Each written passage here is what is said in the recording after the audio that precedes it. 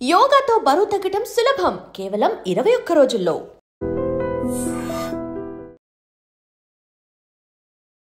Kakinada rural Sarpavaram panchayat భావన నారాయణపురంలో తీవ్ర విషాదకర ఘటన చోటు చేసుకుంది.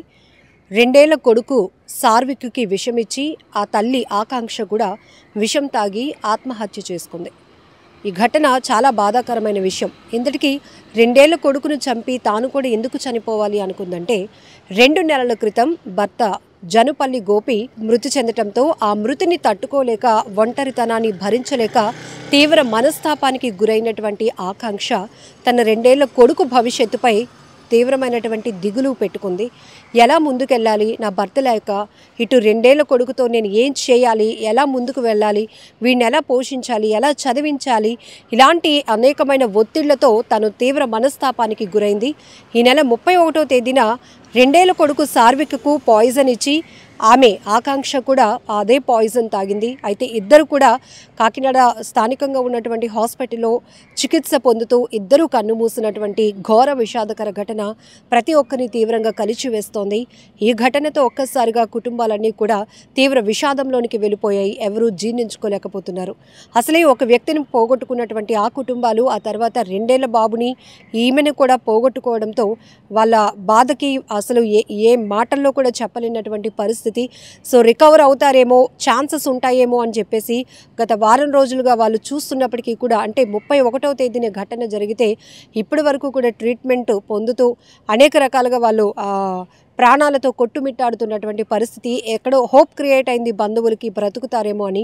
బట్ బాబుతో పాటు ఆకాంక్ష కూడా కన్నుమూయటంతో ఆ కుటుంబాలు తీవ్రంగా రోధిస్తున్నటువంటి పరిస్థితి.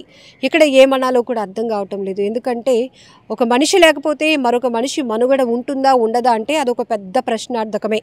అది తీసుకునే విధానం బట్టి ఉంటుంది. అలా అని ప్రతి ఒక్క కుటుంబంలో ఎవరొకరిని కోల్పోయిన పరిస్థితులే. మరి మిగతా కుటుంబాలు ముందుకు వెళ్ళటం లేదంటే 100% వెళ్తాయి. సో అక్కడ భర్తను పోగొట్టుకున్నటువంటి బాధ, ఆమె పెయిన్ మనం అర్థం చేసుకోవచ్చు. కానీ 2 ఏళ్ల పసికందుకు కూడా విషం ఇవ్వాలి అంటే ఒక బిడ్డ తల్లి నుంచి పాజిటివే ఎక్కువ ఎక్స్పెక్ట్ చేస్తుంది. ఈ ప్రపంచంలో పిల్లలు ఎవరికి ఏమీ చెప్పుకోలేని పరిస్థితిలో ఒక్కటి తల్లికి ముందు చెప్పుకుంటారు, తర్వాత తండ్రికి చెప్పుకోగలుగుతారు. ఎందుకంటే వాళ్ళకి దేవుడు అంటే ఆ నాలెడ్జ్ కూడా తెలియదు. ఇంకా వాళ్ళు ఎదుగుతున్నప్పుడు దేవుడు ఉంటాడు, దేవుడు మనకు అన్నీ ఇస్తాడు అని కొంత నాలెడ్జ్, అంటే కొంత ఊహ వచ్చినాక పిల్లలకు మనం చెప్తాం. సో ప్రస్తుతానికి మాత్రం పిల్లలకి తల్లి తండ్రే దైవంగా ఉంటుంది. మనకేం కావాలన్నా వాళ్ళు ఉన్నారు అనే ధైర్యం ఉంటుంది. ఈ 2 ఏళ్ల బాబుకు కూడా తల్లి ఏదో ఇస్తుంటే తాగడమే తప్ప అది తన ప్రాణాలు తీసేటటువంటి విషయం అని తెలియదు కదా. సో ఇక్కడ మరి ఆమె అంత సాహసం చేయటం చాలా బాధాకరమైన విషయం. సో 2 ఏళ్ళు అంటే పాలు తాగేటటువంటి వయసులో ఆ బిడ్డడికి విషం ఇచ్చి ఆమె కూడా ఇంకా సూసైడ్ చేసుకోవాలి అనుకుంది. ఇది చాలా బాధాకరమైన ఘటన. ఎందుకు ఇలా అనాలోచితమైన నిర్ణయాలు తీసుకుంటున్నారో అర్థం కావటం లేదు. ఇప్పటికీ నేను ఒక మాట చెప్తాను. సో కుటుంబంలో ఎవరు లేకపోయినా ఒంటరిగా ఉంటూ కూడా వాళ్ళు ఈ దేవుడిచ్చిన లైఫ్ని ఎలాగోలో నెట్టుకు రావాలి. పోయేటప్పుడు ఆ ప్రాణం అదే పోతుంది. కానీ ఉన్నంతలో, ప్రాణం ఉన్నంతలో, ఊపిరి ఉన్నంత వరకు కూడా మనం ఎలాగోలాగా బ్రతుకుబండి ముందుకు నడిపించాలి, ఏదో బాధలు పడాలి, ఏదో ఒకటి చేసుకోవాలి అనే ఆలోచనతోనే చాలామంది ముందుకు వెళ్తున్నటువంటి పరిస్థితులు మనకి రెగ్యులర్గా కనపడుతూ ఉంటాయి. సో మరి ఆ ఆలోచన ఎందుకు చేయలేకపోతున్నారు? జనరల్గా ఆమె మంచి ఏజ్లోనే ఉంది కాబట్టి, 2 ఏళ్ల బాబే కాబట్టి, సో బాబుని ఆ పేరెంట్స్కి అప్పచెప్పి తను ఏదైనా జాబ్ చేసి ఆ అబ్బాయిని చక్కగా పోషించుకోవచ్చు, తను కూడా లైఫ్ లీడ్ చేయొచ్చు. కానీ భర్త లేనటువంటి లోటు భరించలేనటువంటి ఆమె తీవ్ర మనోవేదనకు గురైంది. మనస్తాపానికి గురై ఆత్మహత్య చేసుకోవాలి అనుకుంది. తనువు చాలించాలి అనుకొని ఆ బిడ్డకు విషమిచ్చి తాను కూడా ఆత్మహత్య చేసుకుంది. కానీ ఆ బాబుని చక్కగా బంధువులకు, పేరెంట్స్ దగ్గర ఉంచి తను జాబ్ చేసుకొని రావటం. ఎందుకంటే మనం చాలా చూస్తున్నాం సొసైటీలో, మనం మంచి చూస్తున్నాం, చెడు చూస్తున్నాం, కష్టాలు చూస్తున్నాం, సుఖాలు చూస్తున్నాం.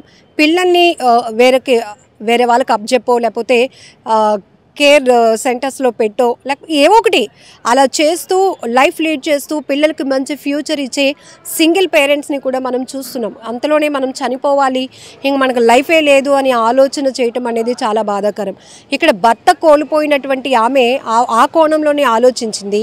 మరి ఆమె కూడా తల్లిదండ్రులకి బిడ్డే కదా, మరి వాళ్ళు తట్టుకోగలుగుతారా? అలాగే ఒక 2 ఏళ్ల బాబు, అబ్బాయికి ఒక చాలా మంచి ఫ్యూచర్ ఉంది.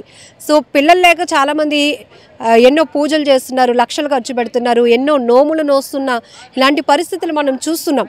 ఎందుకంటే పరితపించిపోయే పరిస్థితులు. కానీ ఉన్న బిడ్డల్ని కూడా ఇలా మనకున్న ఒత్తిళ్ళు, మనకున్న సమస్యల వల్ల పిల్లల ప్రాణాలు తీయాలి అనుకోవటం చాలా అనాలోచితమైన నిర్ణయమే. కానీ ఏదేమైనప్పటికీ కూడా ఈ ఘటన మాత్రం చాలా బాధాకరమైన విషయం. నిజంగా ప్రస్తుతం ఉన్నటువంటి సమాజం దేనికి ప్రయారిటీ ఇస్తుంది? ఆర్థిక సంబంధాల చుట్టూ మాత్రమే తిరుగుతుంది. మళ్ళీ ఎన్నికలంగానే చాలా విరక్తి కలుగుతాను. మంచి అనిపిస్తుంది కదా, లేడీస్ కూడా ఛాలెంజింగ్ జాబ్స్ చేసినప్పుడు చాలా బాగుంటది. ట్రాఫిక్ అసిస్టెంట్స్ గా నియమించిన ట్రాన్స్జెండర్స్ అందరితో సాల్యూట్ చేయించుకుంటున్నారు. ఫుడ్ డెలివరీ ఇవ్వటానికి వెళ్ళినటువంటి డెలివరీ బాయ్ అనిల్ పై కళ్ళ ముందు